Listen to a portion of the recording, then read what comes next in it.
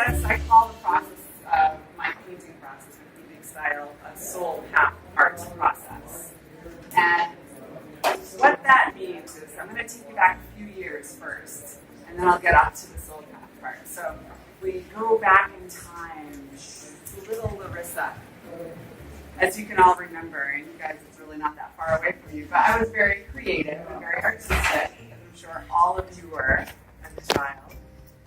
And I ended up going to art school. I had to leave after a year of art school because there was some stuff that came up in my life that needed addressing. And by the time I got back to going back to college, my logical and reasoning side really kicked in and went, what are you thinking of getting an art degree? What are you going to do with an art degree? So I didn't continue in art. I took a few theater classes. I liked theater too. I didn't take any more art classes, and I got into a much more academic major. And I sort of just put that part of my life away, like it could be put away. Any of you, all of you who are artists, know you can't put that part of yourself away and live a happy, fulfilled life. But I thought that I didn't realize how much it was me. So I got married, I had kids, I had a big career. I took up graphic design as my career because I thought, hey, it's sort of creative. Maybe I could get a little satisfaction from that. And it was a very good career for me for a long time. But then at a certain point in my life, when I was 46 actually, which is almost 3 years ago now, I had a bunch of changes that happened with midlife, kids getting older, kids going off to college, change in my career path happened unexpectedly. And I went, what am I going to do now? What's next for me? And I rediscovered art. I rediscovered creativity, but in a new way. In the past, I had been concerned about the outcome before I started. And now I'm concerned about the process and the self-expression that happens through the art process. So the process that I use is something that is called intentional creativity. Raise your hand if you've ever heard of this. Oh, good. All right. I like it. I like it when no one's heard of it. So intentional creativity. Okay, what's intentionality? Anybody? Yes. Any other thoughts about intentionality? Have you heard the idea of setting intentions? Yeah. That's like the new thing, right? So yes, so you have an intention when you go into your art practice. But the intention for me is about something, it's a personal growth or a spiritual growth intention usually. I'm using the art to help me connect to my intuition, to explore signs and symbols in my life and what they mean, and as a place to meditate on what it is I desire to have more of in my life. So an issue that apparently almost every one of us has this issue. So I'm not unique. But I only know this because I've been watching so many self-help videos. Self-worth is a really big issue for a lot of us. A lot of us have it, it's to varying degrees. So that's been something I've really been working on a lot. And the painting that I just showed you two, that has a lion, and it has a raven on it, and it has a self-portrait of me, that one was all about meditating on feeling my own worthiness and my own sense of sovereignty, my own sense of power and entitlement. So what I'm going to do here with you today is together we're going to create some intentional art. And I would like you guys to contribute to this canvas to start with.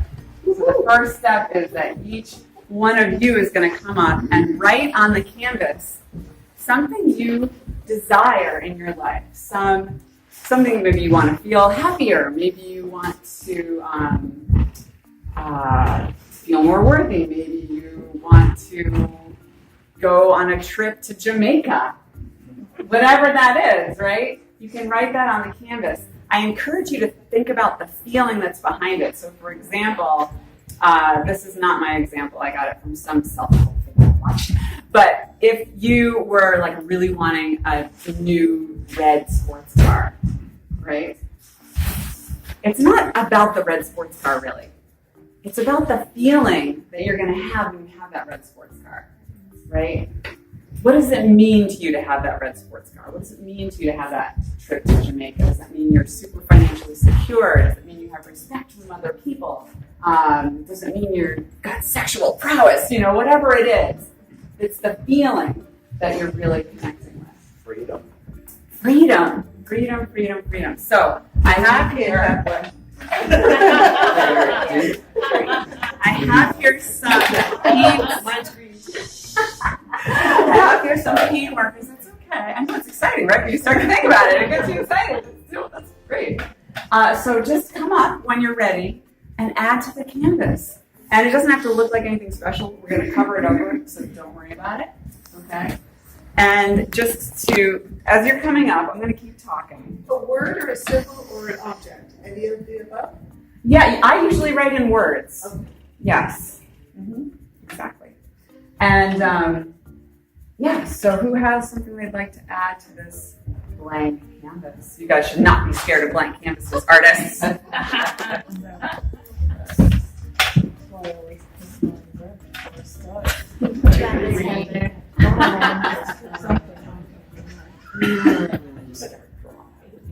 Write as big as you want. You guys can write over. I can appreciate that.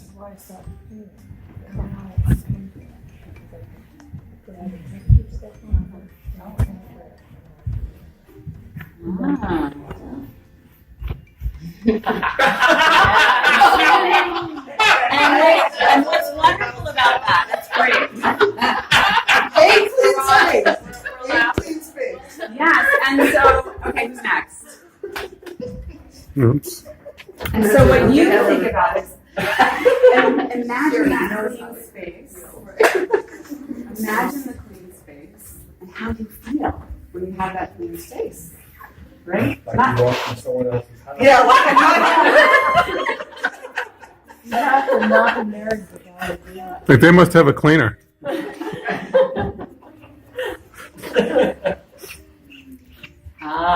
That is a big one. That is a very big one. Wow. All right. I like the owl. The symbolism of the owl is very good for that particular goal. I know, right? I know. So what I would do when I'm starting painting is I would pick whatever that intention is, and I would then explore it. So I want a clean space. I feel so, I don't know, at ease. I feel so at ease in my clean space. Who's next? Like I can turn around, like I can set anything down in some place. Oh, what a great feeling that I can just be creative because I have this clean space. I can just, I have time for this. I have time. So I would write about all of that stuff on mine. My work has value. Yes, see, worthiness. Who's next? Sir. Oh, there we have plenty, right? Yes. Whoever hasn't seen it. Yeah, you can choose a color. So what I did in 2018 was I did a project called Make Your Mark, and I took blank canvases to different events that I did and invited people who were at the events to do just this. And the painting on the end there, the elephant, is that. And if you look along the edges of it, I rewrote the intentions that were written on the surface of my thing. But again, meditating on, or when I say meditating, it's really just using your imagination to imagine, what does peace mean to you? What would be peaceful? What is peace in your home like? What is peace in your relationships like? What is peace at work like for you? What is peace in the world, between nations, et cetera, et cetera? Because our imaginations are so, so powerful. And I feel like I'm preaching to the choir, but creativity creates new pathways in your brain, right? It creates new neural pathways, and these are pathways in the area of your brain that are obviously for creativity, but also for expressiveness, expressing emotions, also for feeling interconnected. It's really that sort of the quote-unquote right side of the brain, which is has sort of no sense of boundaries, doesn't delineate things. And when we create those new pathways in our brains, it helps in all areas of our lives because it helps us think differently about everything. Okay, anyone else? We have so much room left on this. You already know what I want. Oh, you know? A red car. Maybe it's a green. It doesn't Doesn't I don't know what I want matter. to do now. Okay. It's very interesting. A lot of times when I have the, when I did this project last year, there was a lot of people who be like, oh, I have to think about that. And it makes you realize how little time we spend reflecting on what we truly desire. A lot of times we reflect on what we don't have, and we think about what we don't have, and we dwell on what we don't have, and then we just feel worse because we don't have it, as opposed to devoting that energy to imagining having it, which is a much more powerful place to start from.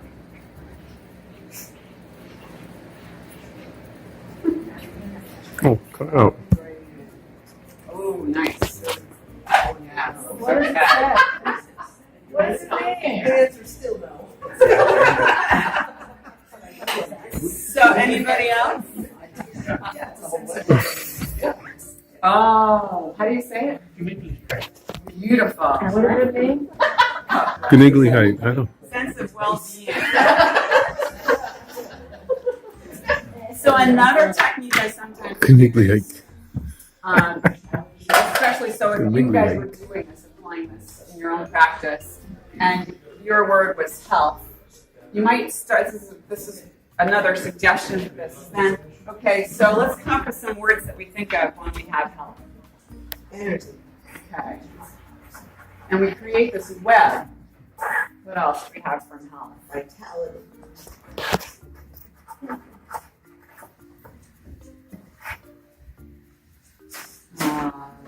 Contentment. Makes us feel secure. Independence. That's really good. Fewer bills. And then you might branch off from there. So when you feel vitality, what do you feel? Or energy? Give me some more words. It's like climbing a mountain. I can do anything. So that's another thing you can do. You just sort of start with your one word and then you branch out from there and branch out from there and branch out from there. And it's a very powerful practice. So this is the start of your intentional creativity. And you can do this in a journal. It doesn't have to be on a canvas, right? You can start by writing, and then if you want to do the next step, so after you've filled your canvas with writing, and sometimes you might, come on up, there's plenty of space. You can also write sort of stream of consciousness about it, like I was saying with yours, right? You know, that you can just sort of not worry about punctuation, not worry about spelling, but just write. Okay, what does it feel like to feel this clean space? You know, how do I feel? I have this great view. Oh, my cat looks so beautiful sitting on that little yellow pillow on that gray sofa underneath the bay window with the spider plant hanging down and the avocado growing on the left, and all these things that might just make you feel great. It's a clean, uncluttered space. You might just start imagining all kinds of things that are in this space, right? Okay, so we've got that. All right. The next thing I do is I just play around with color. Again, the key is really being in the emotional space. So if I've done this and I've walked away and it's a new day and I'm coming back to the canvas, I will reread everything. And I'll take a few moments to engage my imagination again. Will your canvas be full? Yeah, my canvases get really full. And sometimes I do many layers of writing. And how many days would that process take you? It varies. It really varies. Another piece of this process for me sometimes is sort of excavating the resistance to making my clean space, right? Because if I don't have a clean space, it's because I'm resisting having a clean space, right? I'm afraid to let go of things. I don't know if I'm needed again. Whatever it is. And it may get deeper than that. And if you're afraid to get rid of things, is that because when you were a kid, you didn't have what you needed? You know, your parents weren't able to provide for you, or maybe they just had messages of lack. Maybe you were raised by a grandparent who went through the depression and didn't have stuff, right? So you had that, and it's not yours. That's not your stuff, right? Up to the age of 7, we are all sponges, and we absorb everything we experience, everything we sense, everything we hear, everything we see. You know, the memory that you had when you were a little kid. So we take on that stuff, and it's just a lot of it. Sometimes it's really great and good. There you go, right? You didn't have a pony you wanted, so right? Yeah, Exactly. it's not too late. It isn't too late. As long as we're alive, it's not too late. And it's really interesting. I just led a class this week at my studio, and I had a lot of, I would say, no one there was younger than 50. And there were people, which is Great. no, but which I was really happy to see, because in the past when I've taught classes, people who are older, some of them were just like, it's too late for me, you know? And it's really never too late. It is never, never, never, never, never too late. And those of you who are artists, your minds are really sharp. You have a jump on it anyway, because you're already being creative, and you already have access to more of your brain power than people who have stuffed their creativity. So it's just, never, like I said, never too late to start dreaming and change. I just have to be willing to change, and it can be hard. So like I was saying, sometimes I will write the stuff that I'm getting rid of first, like with the self-worth issue, I might say, I'll use even a surrender statement. Are any of you familiar with surrender statements? No? It's just a statement, something like this. Like, I forgive myself for my lack of self-love. But maybe more specific than that. Maybe there's something really specific, like, the fact that I delayed doing this thing because whatever. Delay, procrastination, it's a self-worth issue. Who knew? Okay. But I'll write about that. And I'll let myself explore the experiences, the memories, the feelings around all that stuff that is resistance, and I release it here. So you sort of say that, and then you ask for assistance. If you believe in any sort of higher power, whether that's a Christian-based, Jewish-based, pagan-based, whether it's just a sense of higher self or just your intuition, your inner wisdom, you ask for that to come in and to step in and sort of guide you. So sometimes I'll do that first. And what happens is through that process, we've all got these things stuck in our systems that we've hidden away in our bodies in different places, stuff that we just haven't been afraid to look at, been afraid to deal with. But when you give yourself permission through just writing it in your journal, writing it on your canvas, you'll find a release.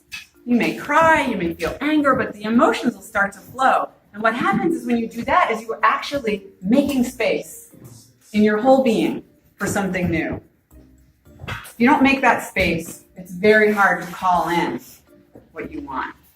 Okay? So the next thing, my paint isn't dry yet, adding colors, and it doesn't have to be anything. You can kind of see it in this painting, right? That's really, there's a lot of messiness and just playing with shapes and exploring. I don't see that messiness. Really anything. I know you guys are like, I came here to learn a technique, and what she's doing, she's just scribbling on her canvas. Were those markers paint-based? Those are paint Those markers? are acrylic. Or, I've used the Sharpie ones too. Not Really? Sharpie paint pens, but they're very stinky, so I tend not to bring them when I'm at a place like this. But you don't have trouble covering that. No. But if you use the alcohol-based, you cannot cover it.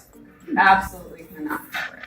It will come through layer after layer after layer after layer after layer. And sometimes it'll just be a particular color. Like if I'm doing self-worth, I might do a lot of purple, that blue purple royalty color, if that's what calls to me.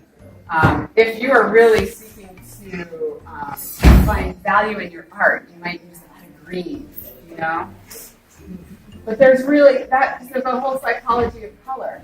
But another cool thing with color is, I don't know if you artists have done this. Have you tried naming your colors yourself? No? Yeah. It's a really cool thing. What does the color make you feel? What do you think of? Really confusing for other people. What's the right name for that color for you? And then when you're using that color in your artwork, you'll have more of a connection to it. And it's Right. So that could be a very interesting thing to do. And there's also the connection of colors to our energy centers in our body, our chakras. And I have found that I have had this ridiculous attraction to the color orange lately, which is the sacral chakra. It's the second chakra. And that's all about creativity and creative expression and feeling a sense of security. So it's just kind of really fascinating. Like, we're in the market for a car now, and I'm like, I have to have an orange car. It just has to be an orange car. My husband's like, I don't know how practical that is, Sonny. What? There Aren't many. There's not many orange cars, that's all. I look at the cars, I'm like, okay, the RAV4, it comes in orange. Okay, the Kia Soul, it comes in orange. That's how I'm looking at cars. Yeah. Yeah. And then, I'll just start. The sometimes RAV4 is I okay. Sort of fill that, and Has minor sometimes, problems. sometimes it'll be, I don't want to get too wet, but I'll do. Have big problems. That's what I look I for. don't want to get anything on the I know. record, but I'll do a lot of dripping, and I'll have like a spray thing, and I'll spray stuff. And then I might take out a stencil. I like the. Just play around with adding. And this is another thing I never would have done before. I was like, no stencils. Real artists don't do stencils. Come on, if you're having fun, just do whatever. It doesn't matter what you're doing, right? A lot of you are probably over this already. You're like, yeah, of course I figured that out years ago, but it took me a long time. But it enabled me to Make a lot of dots fast. make a lot of dots fast, but to also feel like the art isn't precious, and that's a good thing. I'm sure you've all had this point in a painting where you're painting and you're like, oh, it looks really good.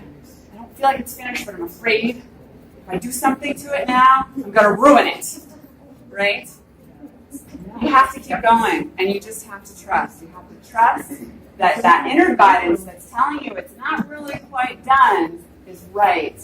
And if you listen to it and overcome the fear, that you'll get to where you need to go, and you'll be much happier with your painting. So, questions? And you said that's just acrylic paint? This is just, because you can tell I'm working in layers and I like things to dry quickly. And I'll sometimes use the paint pens, but often I will use just paint and a brush. And but when I'm in this setting and I want to get a lot of people doing stuff, I use the pen because it dries faster.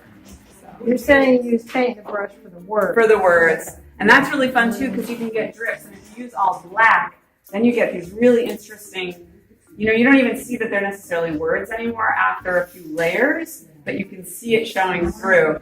And the layering is what creates so much interest, really. This painting wouldn't have been nearly as interesting if I knew I was going to paint an elephant immediately, and I had outlined that. It wouldn't have happened. This painting wouldn't have happened. So after this layer, and then I may write again over this layer, and then paint some more, and then use some more stencils. Again, it's about just being in that creative space and letting our emotions and our imagination. Hi, I'm so happy to see you. And letting our emotions and our imagination be engaged. That's really the key. And I think you have all who have ever drawn anything or painted anything experienced the quietness that you get in your mind. The thoughts quiet down, right?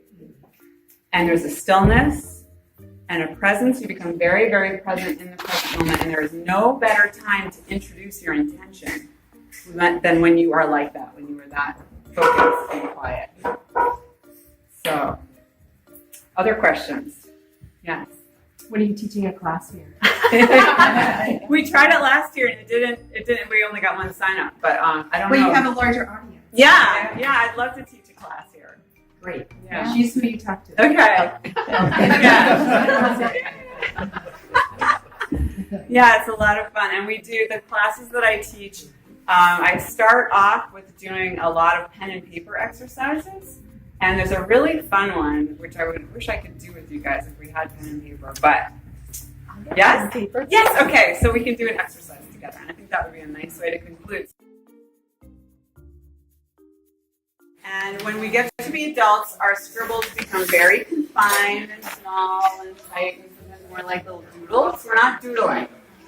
This exercise is called a soul scribble. And you're getting in touch with your inner child. And your inner child, unless it was a very controlled perfectionist child, and there's no judgment about that. Your inner child, we're looking for the inner child, that's sort of the inner wild child. That if you were, 2 or 3 years old and you ran into a room and you saw a bucket of markers and some paper or a blank wall, you would grab a marker and you would scribble, right? You would scribble a big scribble, okay? So not a little wrist scribble, more of a from the elbow or shoulder down scribble, okay? But our paper is small. It's unfortunate that we're all sitting in little chairs here. In my workshops, we have bigger paper, but we're here, okay? So no, don't do it yet. Don't do it yet.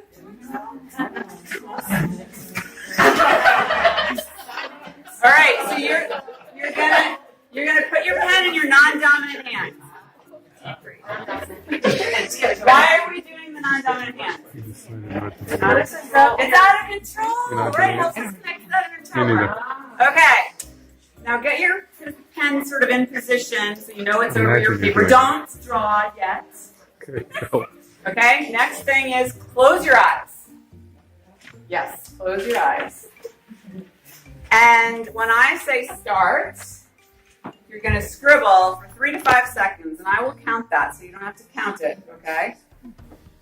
Everybody ready? Eyes closed, please. Ready? All right, on your marks, get set. Eyes closed, sir. You were caught. Just don't look. You don't have to close your eyes, you just don't look, okay? Just look the other direction. All right, and begin. And stop. Very nice. All right, now, you may still do this, but also as children, we laid on the grass and we looked up at the clouds and we saw all kinds of amazing things in the clouds. This is your cloud. Turn it any which way you want until you see something in it. And then use your pen. You can move it to your dominant hand now. Nice. And just clarify what it is. If you sort of see a few lines that vaguely make you think of a duck, but it doesn't have an eye or it needs its wing, just add whatever you need to, okay? And in a class, we would have colored markers, and you could color as much as you wanted. And I'd let you play around with it for 5 minutes or so. So you don't want to do anything more than 5 minutes before you do the next step, which I'll just tell you now. The next step is to think of 5 words that you connect to this image, that this image makes you think of. I would never really use it.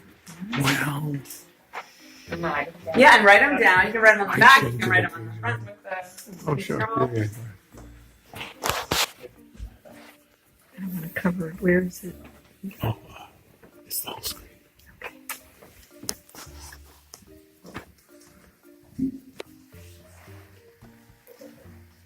She'll take different bits of it. Probably the one we're not whispering to each other. So nice to see all of you people here. Thanks for coming.